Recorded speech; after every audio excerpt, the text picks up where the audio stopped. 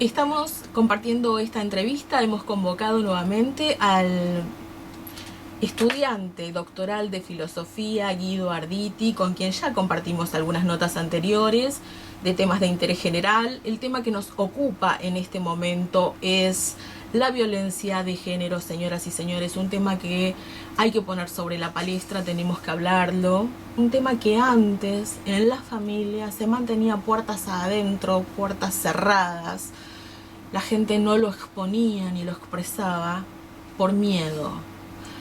De eso vamos a conversar hoy, un tema áspero, pero que hay que conversarlo, hay que ponerlo también como en la agenda del periodismo y empezar a dar un poco de data de educación más que nada, porque es un tema de educación. Luego voy a dar mi versión, vamos a escuchar entonces aquí al filósofo Guido Arditi, tema violencia de género, señoras y señores. Buenas. ¿Qué tal? Buenas noches. Buenas noches. En primer lugar, bueno, muchas gracias por convocarme de nuevo y otra vez también para un tema que está muy en boga, del cual se viene hablando muchísimo en los últimos años, que ha generado movimientos grandísimos, como el movimiento de mujeres, el movimiento Ni Una Menos, y que es un tema que lamentablemente tenemos que volver todo el tiempo porque lamentablemente también siempre aparecen nuevos casos y aparecen nuevos episodios que reflejan esta cuestión.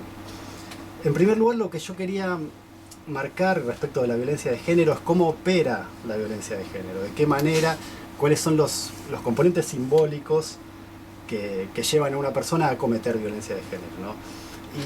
Y en algún punto en ese sentido yo quiero retomar a una antropóloga argentina, Rita Segato, que ella ha estudiado mucho este tema, lo ha estudiado en México, incluso ella ha estado en una cárcel de Brasilia durante mucho tiempo entrevistando a los presos que estaban cumpliendo su condena por haber violado.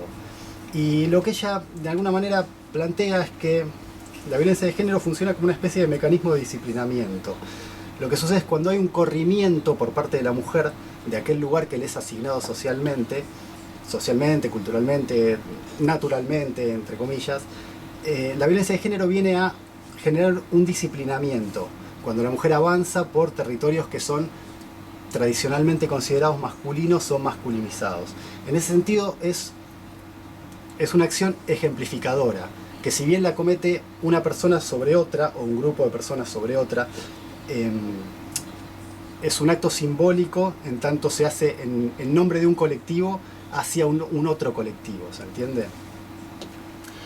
Sí, digamos que me gustaría a mí bajarlo al llano, lo que es violencia de género para mí.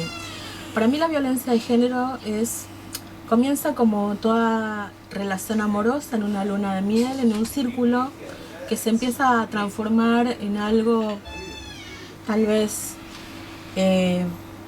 un círculo vicioso, le podríamos decir, una llamarada de fuego que se va transformando cada vez más en un ritual más violento. A la primer cachetada vos tenés que decir basta. Como mujer no podés permitir la primera cachetada. Si permitiste la primera, viene la segunda y viene la tercera. El círculo de violencia se potencia por el poder que ejerce la otra persona hacia uno, que cree. Para mí interviene un fenómeno que lo voy a denominar, no sé si estarás de acuerdo, es como el síndrome de Estocolmo. Es un síndrome en el cual uno piensa que esa persona es lo único que hay en el mundo, que es la persona que te da de comer, que te cuida, que te protege y a la vez es el enemigo más grande que tenés. No sé si ese paradigma o esa dualidad de decir que para mí hay relaciones que se entablan desde un síndrome de Estocolmo, señoras y señores. Ese es el inicio de la violencia. Sí, en ese sentido yo estaría de acuerdo también. Es cierto que estas cuestiones se dan a la par. Y por eso que también es importante, como todas las conquistas que han tenido las mujeres en los últimos años, para permitirle a la mujer, digamos, en algún punto, superar esta condición. Porque si pensamos sin ir demasiado lejos en nuestra historia, ¿no? Las mujeres anteriormente no podían tener propiedad privada, con lo cual, para tener una propiedad privada era o permanecer en la del padre o la de su marido en caso de casarse. Y una vez casada no había ni divorcio, ni en caso de separarse de alguna manera tampoco podía, digamos, independizarse económicamente. Entonces, los avances que han tenido las mujeres en los últimos años ayudan a que no se perpetúe este tipo de Sí. relación.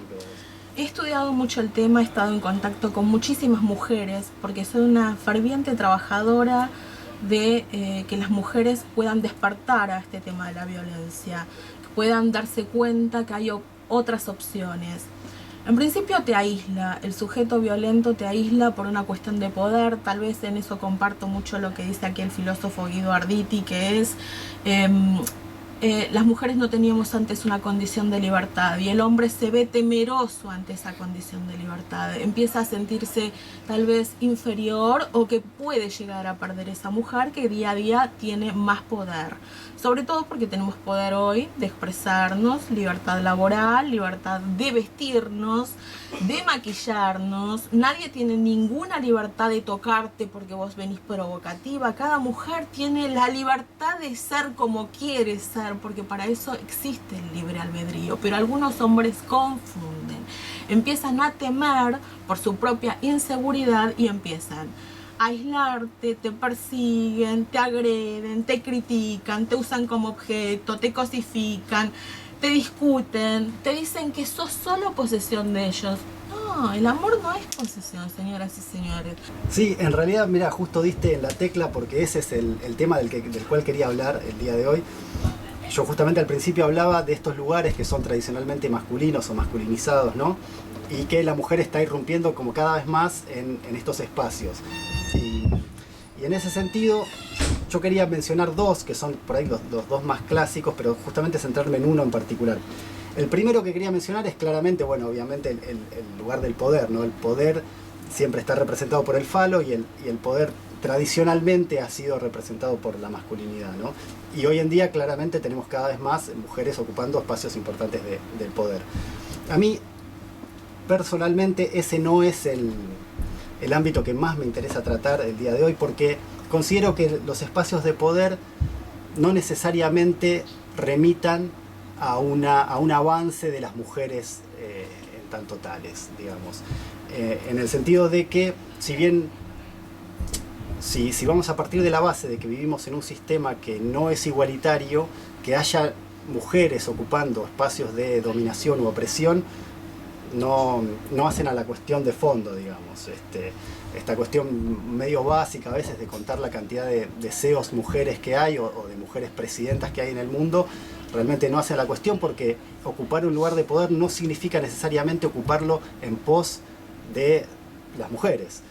Sin ir más lejos, tenemos el caso de Mariana Rodríguez Varela, ¿no? Que es más conocida como la loca de los bebitos, que ella era tal vez la cara visible de los autodenominados pro vida, que a la vez ella ocupaba claramente un espacio de poder, pero ese espacio lo ocupaba en contra de los derechos de las mujeres, ¿no?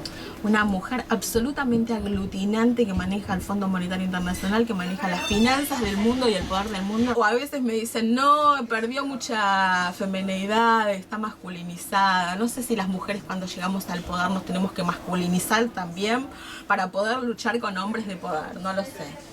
Bueno, no necesariamente, hay distintos modos de... Claramente sí hay mujeres ocupando un poder como muy fálico, como de una forma muy masculina, pero también hay mujeres ocupando espacios de poderes con otro tipo de perfil. O sea, sin ir más lejos, podemos pensar en la gobernadora de Buenos Aires, ¿no? Con este perfil de Heidi y demás. Pero bueno, la cuestión en la que yo me quería centrar hoy es otro espacio que también es tradicionalmente masculinizado, que es el espacio del deseo. El deseo es considerado típicamente masculino, ¿no? Y de hecho nuestra cultura está estructurada en una díada de deseante-deseado, ¿no? Y que también tiene que ver con lo que mencionabas vos, que es esta dinámica de poseedor-poseído, sujeto-poseedor, objeto-poseído. Entonces, los hombres tradicionalmente son los poseedores, justamente esto que mencionaba hace un rato, de que en un principio solo los hombres podían tener propiedad privada. La propiedad, el ser dueño, es parte de la simbología masculina, y las mujeres ocupan el rol de posesiones. Justamente otro lugar común que muchas veces se señala es por qué un hombre que tiene muchas mujeres es un galán, es un ganador, etc. Y una mujer que tenga muchos hombres es una torranta, nada, es desvalorizada. Y justamente tiene que ver esto con esta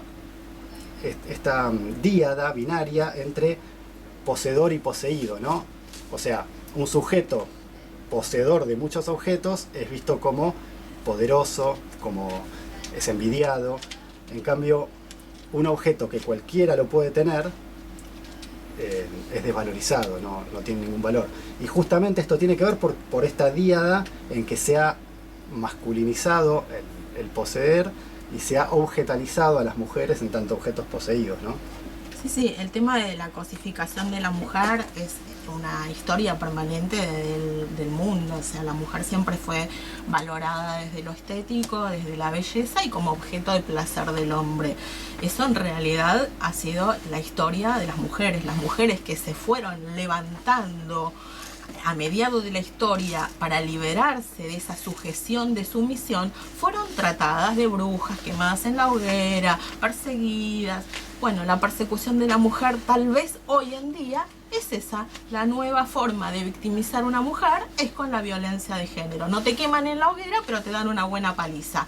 Bueno, señoras y señores, eso de la paliza se tiene que terminar. Sobre todo, ¿saben por qué? Porque ese círculo de luna de miel de violencia cada vez se transforma en algo más agresivo si uno no lo corta a tiempo. Y la única forma de cortar a tiempo esa relación violenta es abandonando esa relación. Porque ese círculo va a ser cada vez mayor y a medida que uno permite más, la agresión siempre es peor. Mi cierre es: no te rindas. No te rindas, aunque el frío apriete, aunque el miedo arda, no te rindas, aunque el sol se ponga, aunque la lluvia caiga, aunque el viento sea de lo más feroz en tu casa ese día, no te rindas, porque aún hay fuego en tu alma, aún hay vida en tus sueños. No te rindas, mujer, ante la violencia de género, porque tenés el 144 donde podés llamar y te van a asesorar para que salgas de ese circuito de violencia.